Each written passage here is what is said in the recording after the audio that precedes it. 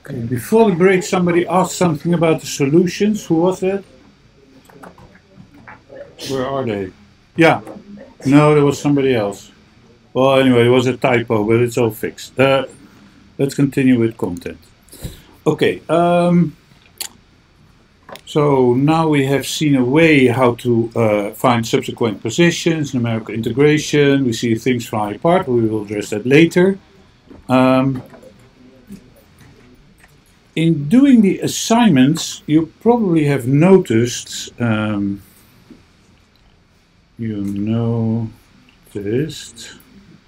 that if you write down these,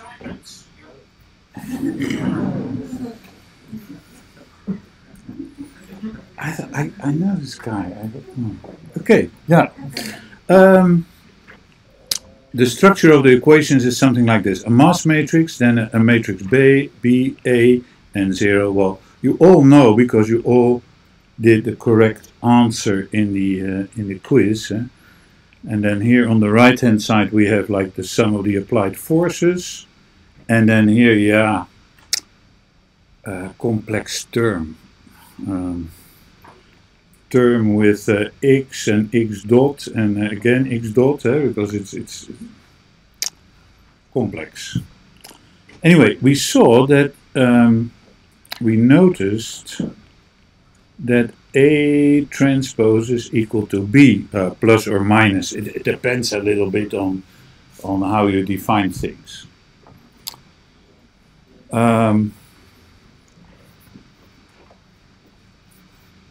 And that is actually a bit strange, because how do we derive the equations? And let's do step by step. Are these really three independent things? Because if we look at this, apparently there's a dependency in the equations. But when we derived it, I was not really aware that I was doing things double or something like that. So how do we derive things? Well, the first set, so this on top, has all to do with how do we derive this set of equations? Where did these come from? Yeah, equation of motion. And how did we find the equation of motions? By making free body diagrams. Exactly. So by making the free body diagrams, by introducing constraint forces, by applying Newton-Euler, we finally got this equation. So B was found by doing free body diagrams and equation of motion. How did we find the matrix A? How do we do that? Yeah, we started here with constraints, and then we did twice a differentiation, right? And then we came. So apparently, but as you can see, there is a relation. So apparently there is some relation between constraints and free body diagrams. Or maybe in simpler terms, I do not have to make free body diagrams. It's totally superfluous. I mean, The only thing I have to do is I have to make a mass matrix, then I define my constraints, I do differentiation, I have A, I have these terms, I know what applied forces are, that's super easy, I just put them on the right hand side. Then I take this matrix, transpose it, put it there, and I'm in business. But that's a bit unfortunate for Heike, right? I mean, she pushed you like a big part of your second year, like all your free body diagrams and your coordinate systems and the forces, and oh man, horror. And now there's this guy who tells you, nope, you don't need them. Isn't that beautiful? So apparently there is some hidden systematic in this whole process of making free body diagrams, where we cut the bodies and then adding the glue to it, the constraints. And of course this cutting and glue is something which is like a dual approach. First cutting it and then gluing it. So yeah, of course there should be a relation. It's sort of obvious. Now let's make the obvious clear. And it goes like this. So we now want to know what is the systematic way by which we can derive these equations of motion, and not have to draw all these free body diagrams and cut them, but just use some systematic approach. And in the end, we will see that the systematic approach actually breaks down to what Lagrange, our great-grandfather of multi-body dynamics, did. But he wrote it in such an obscure way that for now it's cannot really understand. Okay, where does it all start? So we're going to do systematic approach. Systematic approach with 2 P's. And the systematic approach starts with power. Power of a force. So how is a power of a force defined?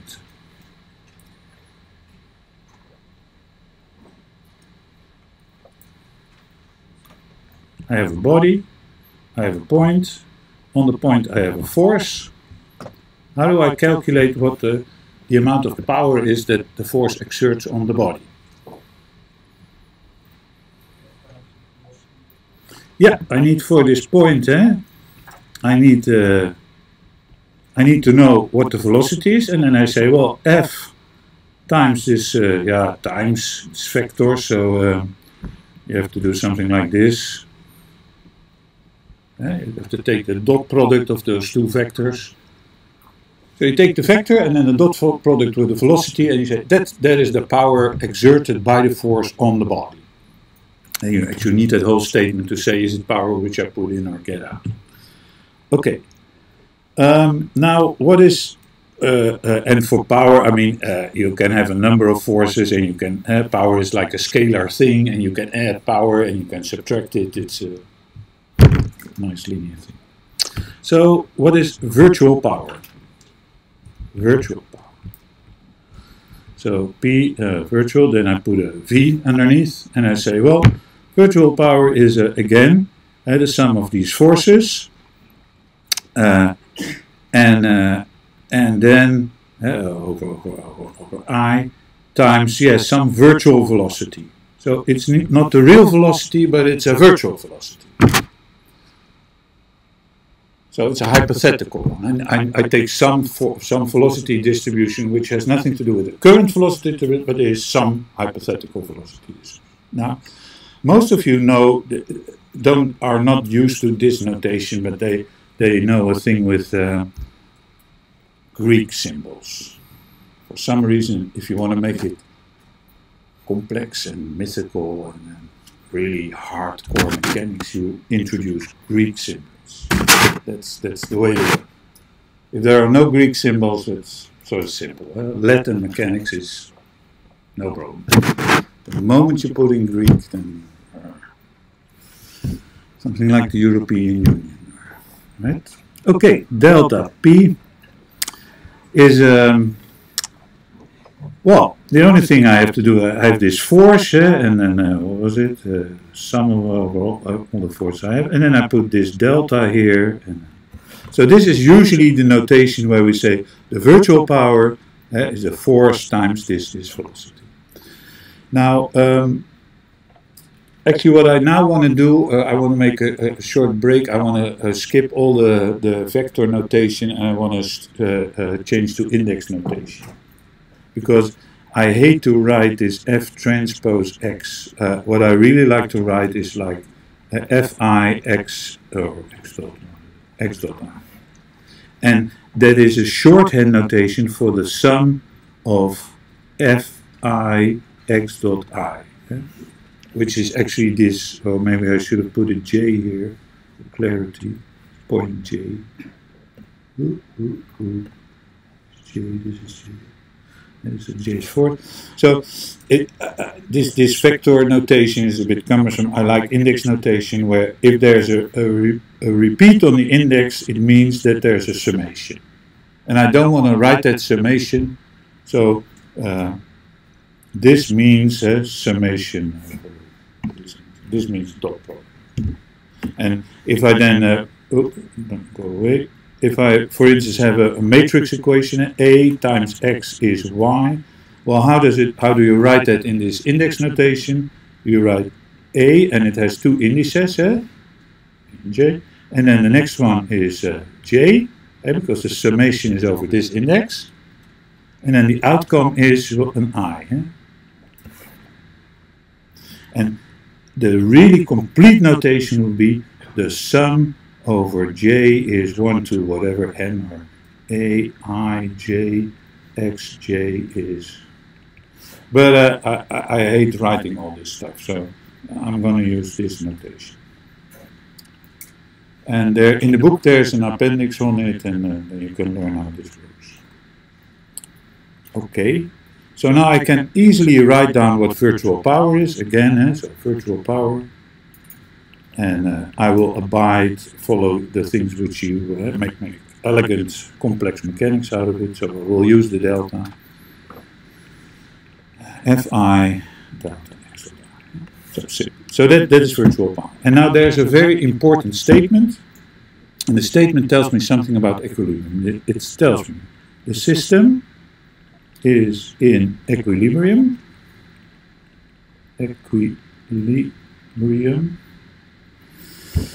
If the virtual power is 0 for all virtual velocities. So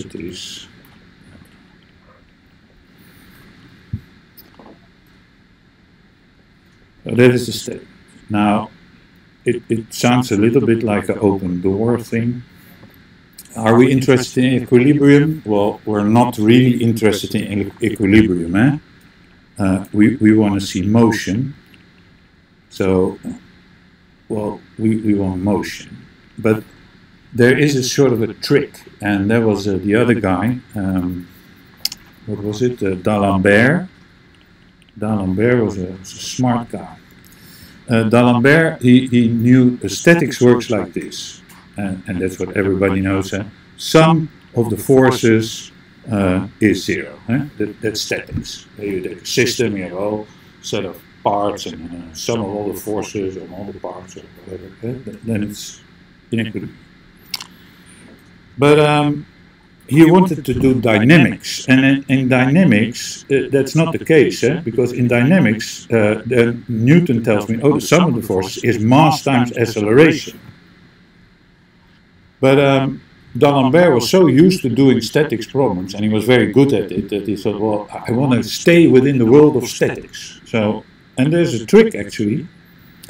Then D'Alembert said, well, why don't I put this on the other side of the equation? And I just give it another name.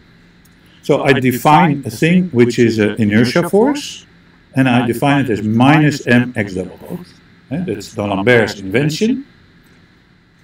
My D'Alembert force, I call it, and then the D'Alembert force I add to all the other forces, and now I can say the sum of all the forces plus this inertia force is 0.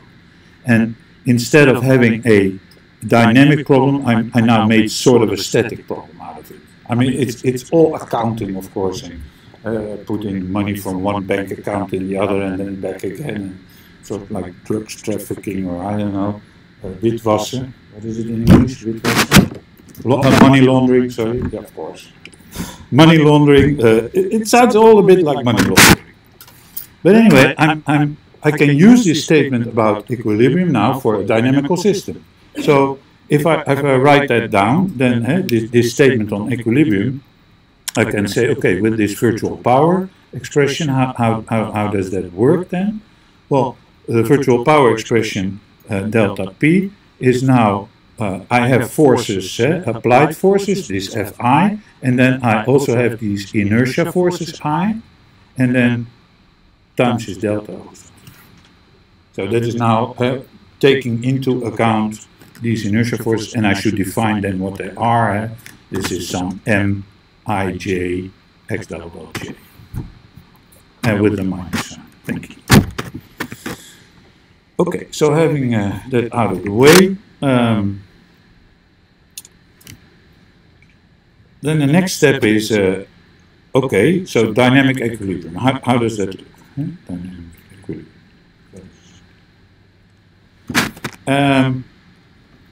If we then write that out, then this delta P, I go back again to my definition. I have my applied force minus mx double dot times the delta x dot. It should be 0 for all delta x dot, as long as they're not all 0. Then the conclusion is the outcome is f minus m x double dot is 0. Yeah, it sounds like a circle reasoning, right? But I'm happy now because I started with a dynamical equation. I took the inner product with the velocity and said it should be 0. Now I unfold it and I get back my equation again. So this is the basic idea actually which we're going to apply for our system. And our system is of course more complex. There are more bodies, more applied forces, more velocities. And that is actually the way to go. So if I now go for my whole system, and in my case, the system looks like this, x1, y1, phi1, x2, y2, phi2, and these applied forces, what were they? The force in x on 1, the force in y on 1, moment 1, x2, y2, m2. So now, from a scalar, I'm now going to a vector approach for my virtual power expression. And what do I need more? Well, I have my forces, I have my position, so the velocities are just with a dot on top of it, so that's not so difficult. And then the only thing I need is my inertia definition, and in our case, the inertia matrix is some diagonal matrix, and the elements are M1, M1, I1, M2, M2, and I2. So that is the stuff we're going to work with. And now my statement is this delta P is for the definition of this stuff here is this Fi minus this minus this Mij x double dot j times this virtual velocity x. And you can check that there's only one number coming out because this I comes with this one, then it collapses, there's nothing coming out here. And in this expression, the outcome is, well, the j disappears, the outcome is an I, and the I times the I, and that add all up. And so there should be one number which comes out. Now, this should hold actually for all virtual velocities, right? As long as they're not 0. But we have one problem. Because in our case, these virtual velocities are not free. Remember, we have glue. Our glue.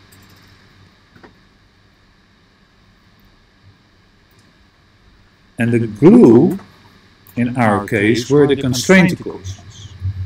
So whatever we do in our system, we have these equations. So our constraint equations, and in a very general way you can write these constraint equations as I have a set of equations, ck, and they are a function of the coordinates xi, and they have to be 0. In our case, K is a 1, 2, 4. Remember, we have 4 constraints. These 4 expressions, or these nonlinear 4 expressions.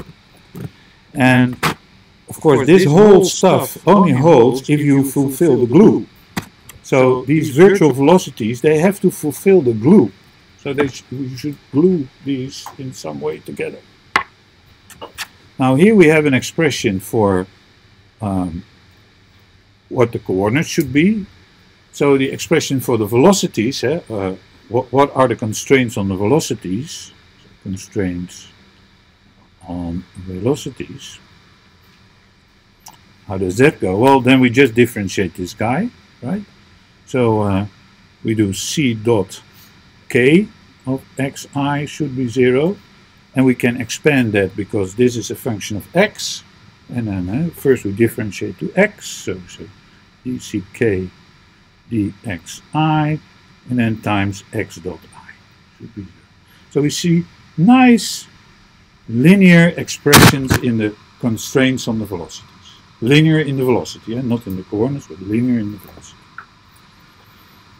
Okay, and in some way we have to make sure that these virtual velocities fulfill these guys. So we could also say, well, by the way, I again have a shorthand notation. All these strange symbols. So what I usually write is this.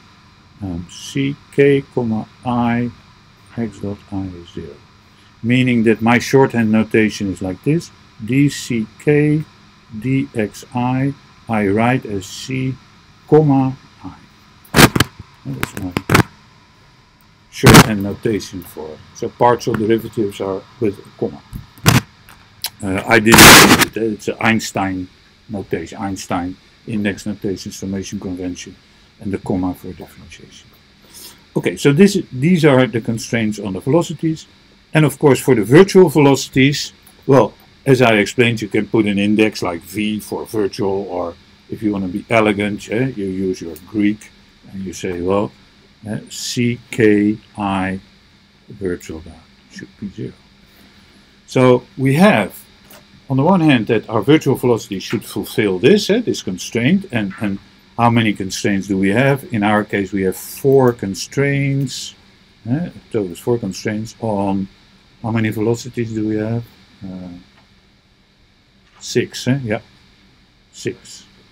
So we have 6 velocities and 4 constraints. So you could also say there are like 2 degrees of freedom or so in the system. So if we do this, this virtual power, then actually there are only two dials which we can turn. We cannot turn all the 6 dials. So again, this is for this virtual fi minus mi jx dot dot j virtual I is 0 for these velocities. And if you fulfill all this stuff, then your system is in equilibrium. And then I put dynamic there because, of course, I added these D'Alembert equilibrium. Yeah. Okay, so we have to find a way to put these conditions into this. These are 4 conditions. This is one expression. Now, you could, of course, do elimination. Like you say, okay, I express a number of these variations as a function of the others, and then I invert and substitute, but then you have to make a choice. As I said, 4 equations, 6 variables. Then you can express everything in 2 of these variables. Then you have to make a choice in which variables I'm going to take. x1 and y1, or phi1 and x2, or y1 and y2, and it's just like with children. You don't want to make any preferences. I mean, all your children are all your dearest. There is no preference. There's not a dearest. Like, oh, I'm the dearest. No, you're not. Everybody's equal. So you will also want to do this in mechanics. So how to proceed? Well, there is. You could say there is a trick, and for now we're going to look at it as a trick. Later on, maybe we're going to understand what the deeper thing is. So the trick Goes like this. And the trick is by Lagrange, and it's called the Lagrange multiplier technique. Lagrange multiplier. And again, it's with Greek symbols. So what are you going to do? You're going to introduce as many Lagrange multipliers as you have expressions. And then you say, well, if I have k expressions here, I can multiply it with my k unknown variables, and then I add that to this equation. So I'm going to say delta p star, because it's now a different thing. This is Fi, applied forces, and this Mij, x double dot j, these are the inertia forces, times the virtual velocities. And I'm going to just add this expression, plus lambda k times cky and delta x dot y. And that should be 0. Yeah, for all delta x dot y, as long as they are not all 0. And then you would say, yeah, but how about the constraints? Well, I made sure they're in there now. I incorporated these 0 constraints. And you could also read this lambda as a penalty. The moment this becomes non-zero, bang, power flows in here. And there's some idea about minimizing effort, and that's what we do every day. And mechanical system also has this tendency, so that's like a layman's expression of how it approximately works. But anyway, what did we get now? So if this holds for all virtual velocities, then I can say, well, let's do delta x dot 1 is 1 and the rest is 0. Right? As a first. 1, 0, 0, 0. And if I say, okay, I put that in this equation, what do I get? Well, the equation I get is F1 minus M1J1, J x double dot j plus lambda k ck comma 1 is 0. Oh, that's one equation. But I can also do delta x dot 2 is 1 and the rest is 0. Well, you all know what happens, right? The next, what I get is F2 minus M2J x double dot j plus lambda k ck comma 2, etc. So I get I equations, so the conclusion is, I get Fi minus Mij x double dot j plus Cky lambda k. And these are my dynamic equilibrium equations.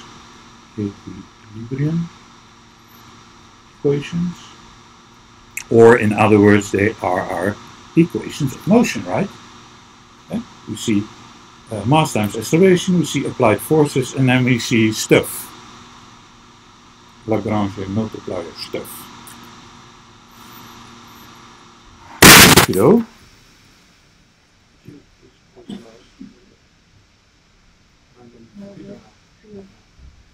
Oh yeah, sorry, yeah. Okay, what are the unknowns here in our equation? Unknowns.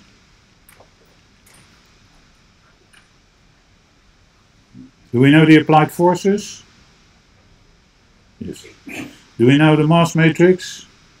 Yes. Do we know these accelerations? X double dot j. Do we know the Jacobian of the constraints? If you do hard work, yeah, you should know. Do we know lambda k, the Lagrangian multipliers? No. So how many unknowns do we have in our problem? In our case, it's 6 plus 4, 10 unknowns, right? That sort of rings a bell. But let's continue. 10 unknowns. How many equations do we have?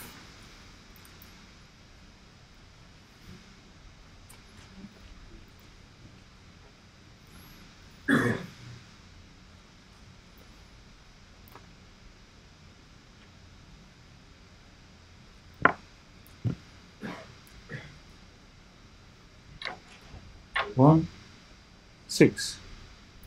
Right? 6 equations. 2 bodies, and for everybody 3 equations. Newton, Euler for one body, Newton, Euler. 6. Then we have this famous Cole-Porter problem again, right? Cole-Porter problem. Anything goes. Anything goes. Did anybody listen to the song? I can sing it again. I'm gonna do it. Okay, so anything goes, right? I have 6 equations and 10 unknowns. They are, by the way, they are linear in our unknowns, so that is nice. So you have an idea, I can easily solve them. But you have an infinite number of solutions. So what am I missing? Starts with glue. Yeah, I need the glue. I love to draw this. Maybe you discovered glue. Okay, I need the glue. And the glue in our case is that, well, the glue was these expressions, CKI is 0, and it is 4 equations, so yes, but they are still not in the variables I want. I need them in the variables which are unknown, so I need them in the acceleration, so I need the constraints on the acceleration. X double dot J. You can write a J here. It's what we call a dead index.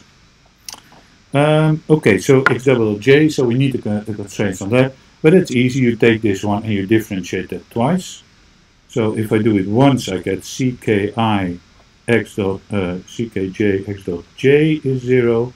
And I do it again, I get CKJ X double dot J plus CK LM X dot L X dot M is 0. You will notice suddenly I use L and M. I mean, you could also call it fietsbel and handvat. These are dead indices, they disappear again. You can use any identifier. The outcome is K and the outcome is also K. So this, together with this, these two should form our whole set of equations. So let's write them as a set. So let's combine them, right? And I use now a very strange mixed notation. So the first is should be this equation, a little bit reordering. So this should be Mij, right? Mij, and then apparently I get here minus Cki. This one goes to this one, and then on the right hand side I have Fi. So that's the first set, and then the second set is this. So that's Ck, J, and here we have zeros. How many? K by K, right? And then on the right hand side I have minus. Oh, I need more space.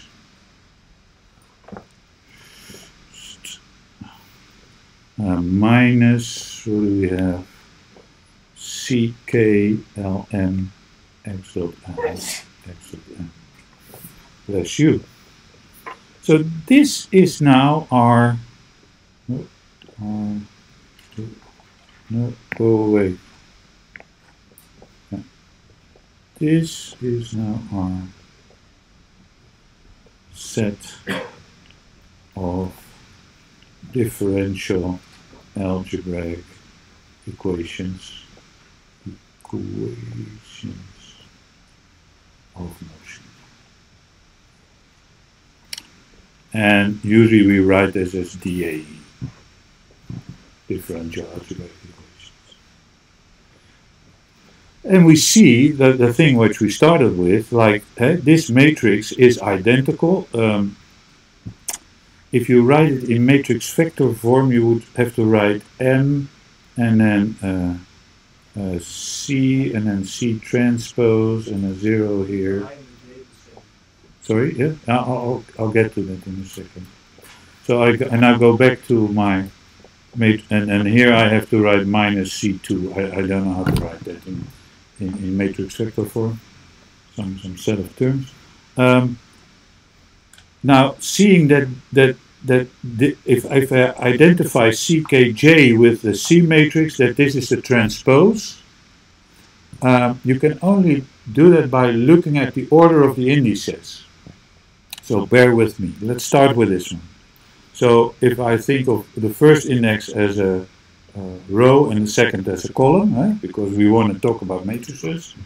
So let's say the first index is row and the second is column. Then the multiplication here with this guy to this guy is that you take these rows and then times this column, and then that is how it goes.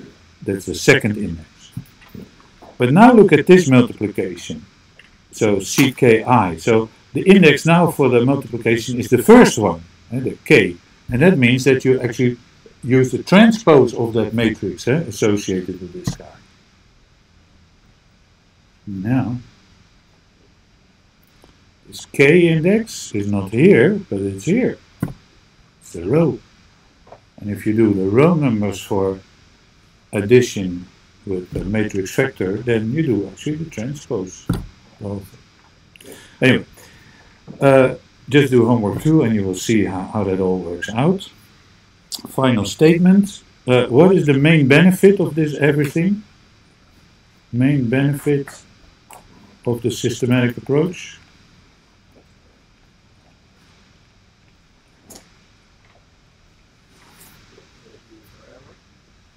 No. What is that? The super benefit. What did you hate in the second year? Huh? Exactly. No free body diagrams needed. Yeah. How do you obtain the glue? Going to the store? No. I don't understand the question. So, well, like in the first homework, you do yeah, and you find glue. yeah. Oh, yeah. Okay. Yeah. Okay. Yeah. I'm with you. So, let's say we are ignorant and we didn't do homework 1 because well, we get there's always one which doesn't count. So we just start with homework 2. Okay, so here is the system, and then the only thing I have to do is, for our algorithm, is I have to identify the rigid bodies. That is step 1. That's easy, right? So this is rigid body 1 and this is rigid body 2. Now the only thing I have to identify is what are the constraints on the system. If those are the two bodies, what are the constraints that make the system? Now I see two joints here, and these joints apparently make the constraints. So I have to write down what does it make that body 1 is connected here as a pin joint? Or in other words, what does it make that body 1 has a point here which does not move? Well, again, that's so for finding my CK of xi, right? I say, well, in this first joint, I see that the x coordinate of point A, which is x. This is point A, x1 minus L1 over 2 cosine phi 2, that should be 0. Yeah, that's my first constraint equation, bingo. And then you proceed. So it's just a bit kinematics, which you have to write, oh, this is connected to that, and that is connected to this. And that's everything you have to do. Because after this, you have a machine, and you just crank that machine. And I still have time, it's nice. So let me show that machine. I also will put it on right space, so this course, this year, this lecture, yeah,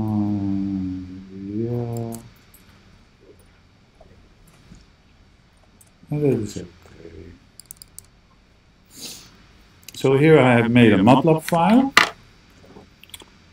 And I will put the MATLAB file also on Brightspace for you.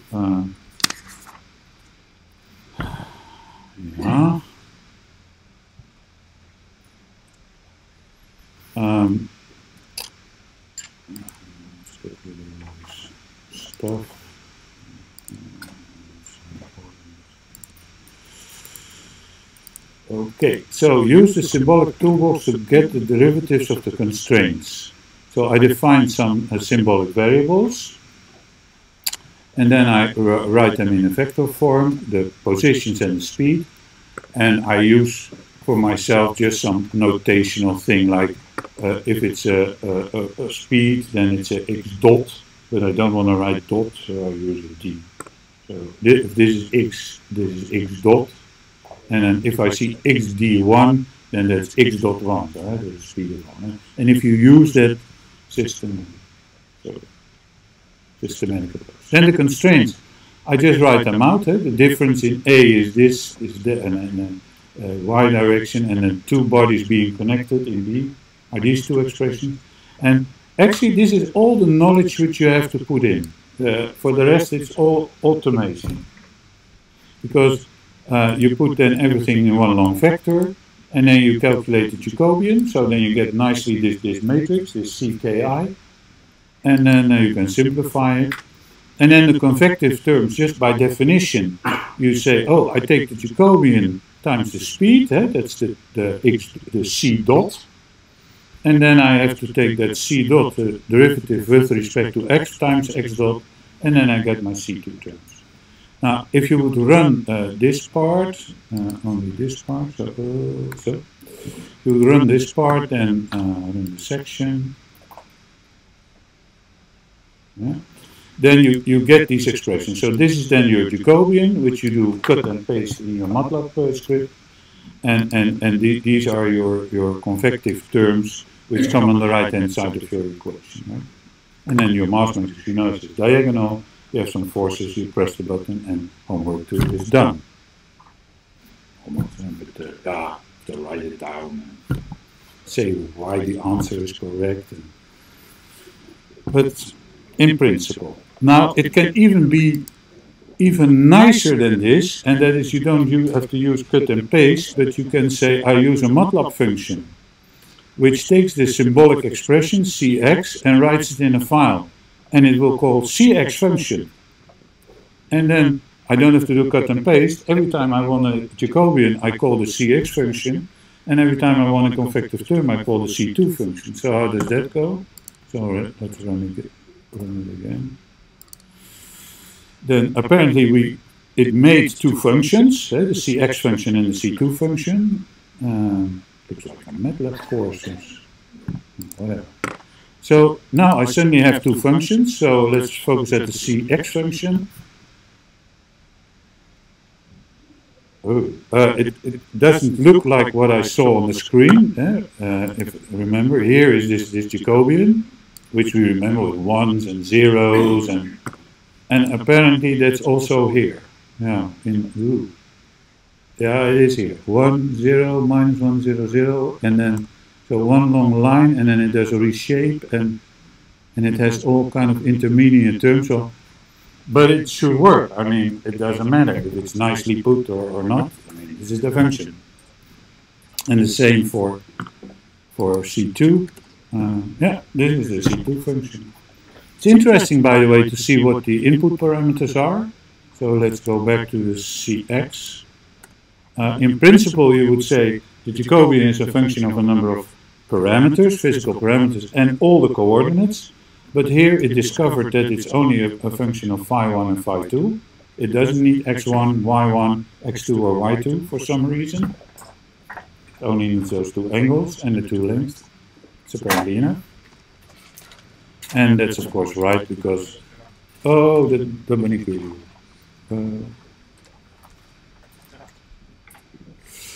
Thank you. And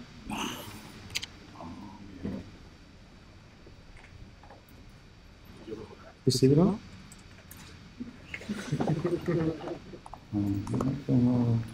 Even mijn betoog afmaken.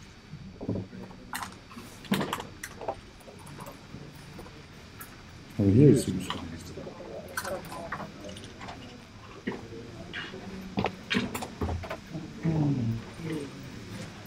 Nog niet?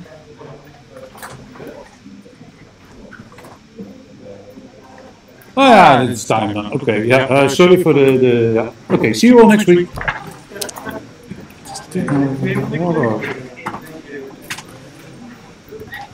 Hallo, weet je? Hallo, maar al